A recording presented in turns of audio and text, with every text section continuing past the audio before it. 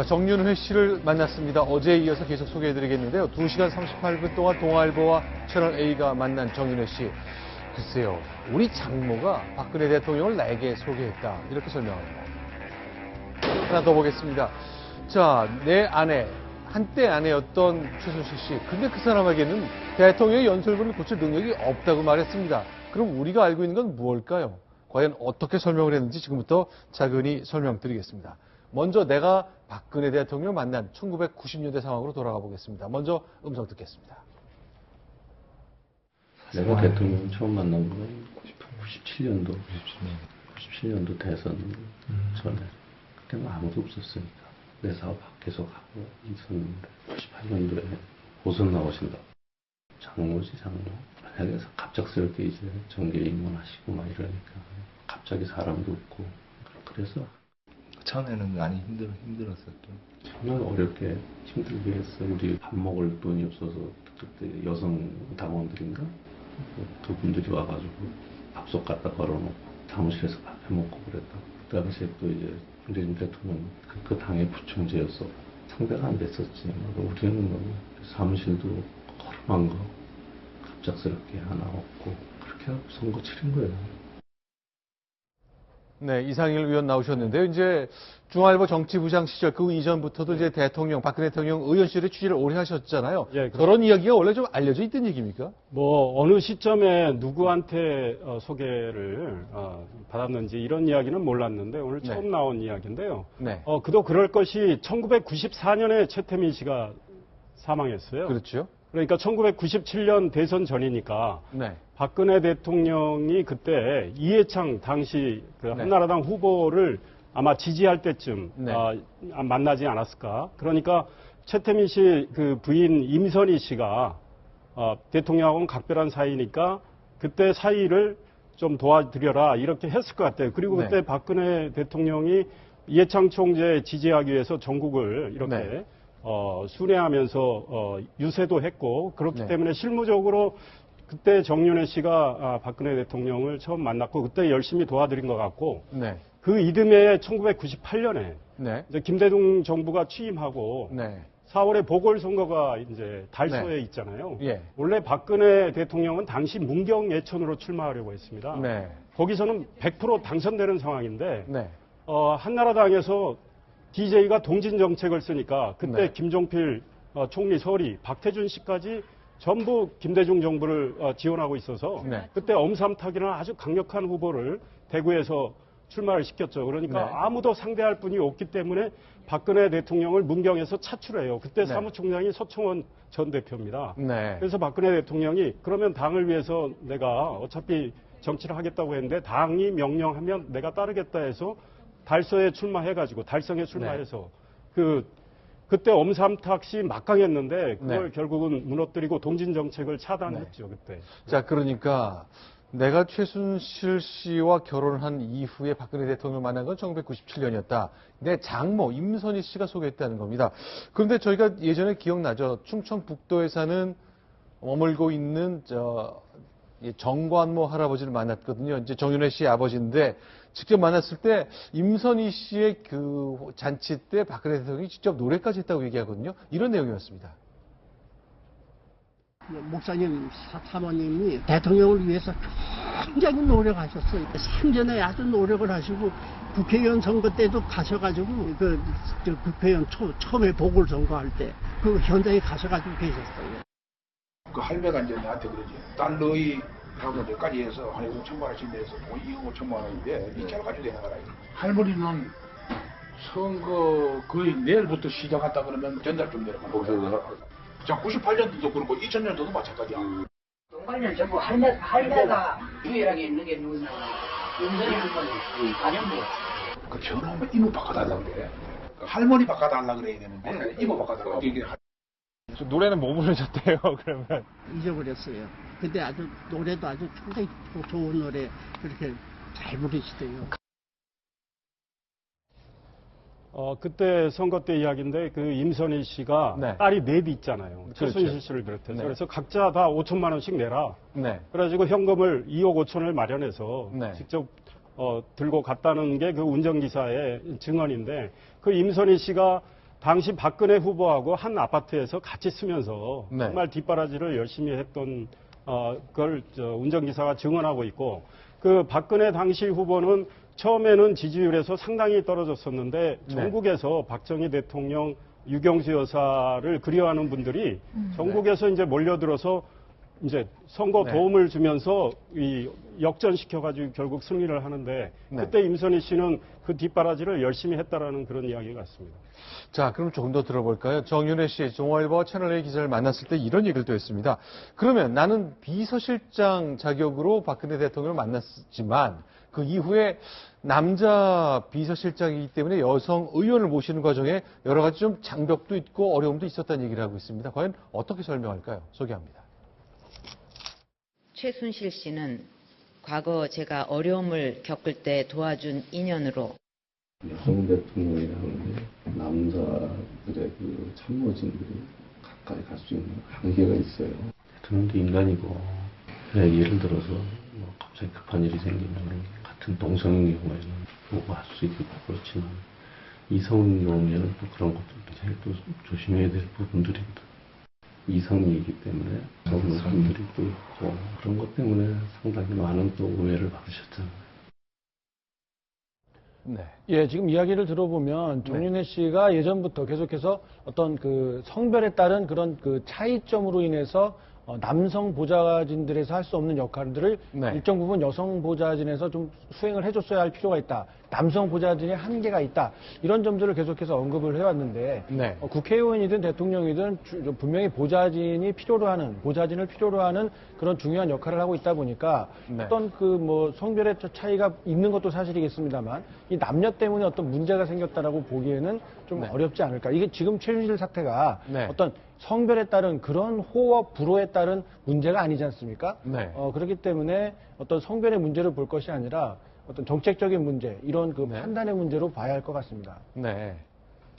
저는 저희 정윤혜 씨 보도 보면서 두 가지를 느꼈는데, 네. 첫 번째는 그 박근혜 대통령과 그 가족, 그러니까 네. 최태민 일가라고 하는 가족이, 그러니까 단순히 최태민 목사와 그 임선희 박근혜 대통령과의 관계가 아니라 네. 최태민 씨의 부인까지도 저렇게 꽤 오랫동안 네. 가족적인 형태로 그 대통령 후보 시절부터 도왔다는 생각이 네. 들었고요. 그것은 뭐 정말 가족 이상의 관계였던 것 같아요. 네. 어떤 면에서는 박근혜라는 인간을 하나 대통령으로 만들기 위해서 네. 모든 가족이 다 투입이 되고 엄청난 올인을 했고, 그 과정에서 박근혜 대통령도 도움을 많이 받은 것 같다. 네. 그래서 그 부인, 단순한 최태민과 박근혜 이런 관계가 아니고 가족 전체가 동원이 됐다는 느낌이 들었고, 두 번째는 저는 지난번에도 어디 인터뷰에서 네. 그 정윤혜 씨가 그 남자로서 박근혜 대통령한테 굉장히 좀 네. 뭐 동정 같은, 그러니까 도와주고 싶다는 느낌을, 약한 여자를 도와주고 싶다고 그랬죠. 이런 인터뷰로 해서 좀 솔직히 거슬렸는데, 네. 오늘도 저런 인터뷰에서 이성 운운하는 것은 물론 네. 지금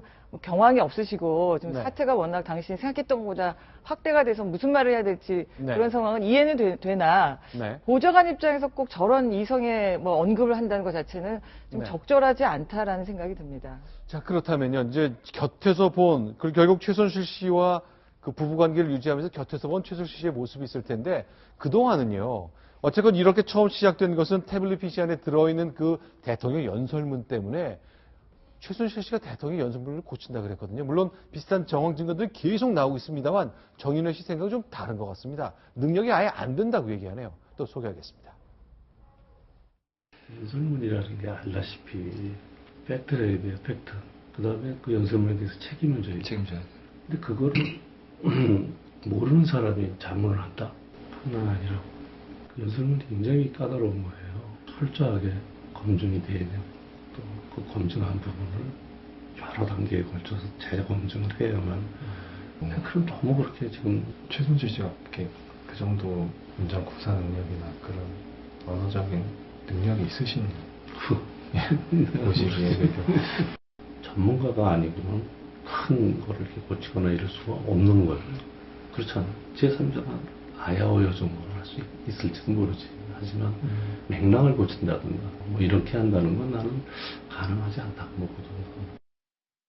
저는 네. 그 정윤회 씨 그 이야기가 일리가 있다고 봅니다. 네. 이 연설문의 전체 흐름을 본인이 최순실 씨가 다 해서 네. 하는 건 어려울 거라고 보고 또 그 정윤아 씨도 우리 엄마 좀 무식하다 이런 이야기도 했는데 다만 네. 어떤 한 대목에 있어서 단편적으로 자기 의견은 낼 수는 있다고 봐요. 그리고 어떤 표현을 좀 바꾸거나 네. 이런 거는 최순실 씨도 얼마든지 의견을 낼 수 있다고 보고 그 한 애가 네.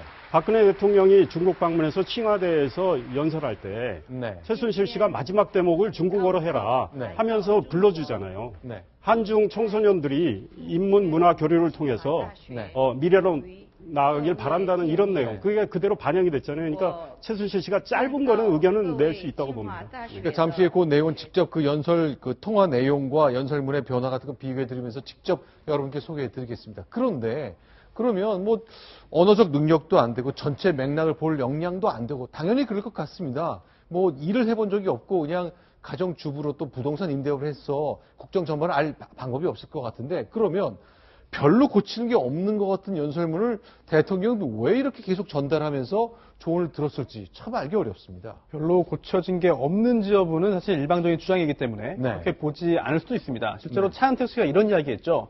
최순실 씨에게 어떤 이야기했더니 그게 정말로 연설문에 반영되었다. 네. 이런 이야기 한 적이 있습니다. 그렇다면 실제로 최순실 씨가 뭐 고칠 능력이 있는지 없는지를 떠나서 정말로 최순실 씨의 이야기가 대통령의 연설문에 반영되었다라고 볼 수 있는 거거든요. 그런데 물론 비선이 이렇게 대통령의 연설문에 관여한 것 자체가 문제이고요. 여기에 더해서 그렇게 그 전체적인 맥락을 볼 능력이 없는 사람이 정말 관여해서 그 내용을 바꿨다고 한다면 그거는 더 큰 문제거든요. 따라서 네. 실제로 최순실 씨가 그런 능력이 있는지 없는지 그리고 또 없는 사람이 그렇게 그 관여해서 정말로 대통령의 매우 중요한 메시지가 국민들에게 나왔다고 한다면 네. 그로 인해서 이제 국정이 농단됐다는 점은 정말 의심의 여지가 없지 않나 생각됩니다. 네. 저는 그 정윤회 씨 저 부분에 대해서는 우리가 이제 그 지난 30년 동안의 세월이라는 거를 좀 봐야 된다. 네. 97년에 정치를 시작했을 때하고 대통령이 되고 나서까지 그런 깊은 시간의 그 변화라는 걸 좀 염두에 둬야 된다고 생각을 하는데 저는 사실 뭐 남의 사생활을 부각시키는 것도 별로 좋지 않고 뭐 추정하는 것도 좀 조심스럽긴 하지만 네. 분명히 저는 박근혜라는 인물을 통해서 심지어 부부까지도 권력 투쟁을 했을 거라는 생각이 들어요. 네. 어차피 박근혜라는 인물의 권력이 정점에 있기 때문에 네. 그 가운데서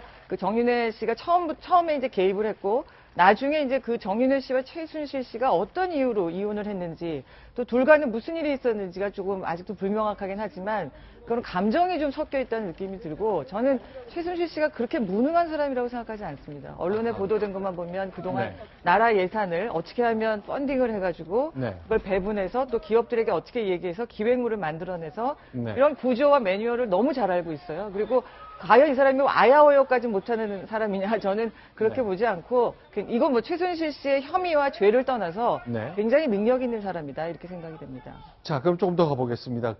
실제로 2년 좀 지난 시점에 이제 정윤회 씨 문건 유출 사건 그 당시에 보면 박지만 이주 회장, 박근혜 대통령의 동생을 오토바이로 미행하는 얘기가 나오잖아요. 이 관련된 기사가 있었습니다만 이 장면에 대해서 기자가 물었더니 답을 좀 했습니다.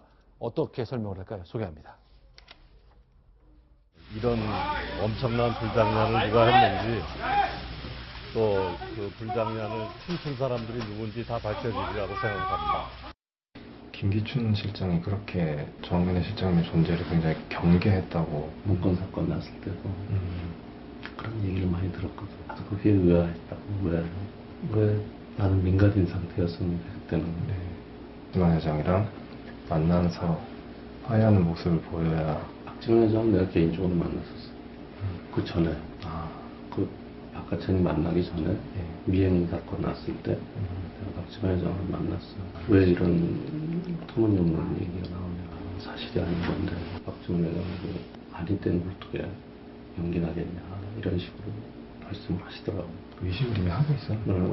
난 전혀 아니다라고 내가 거기서 말씀드리고 내가 그렇게 할 이유도 없고 할 필요도 없고 난 관여하지도 않고 그러고 나서 내가 나와서 지사전을 고발을 한 거야.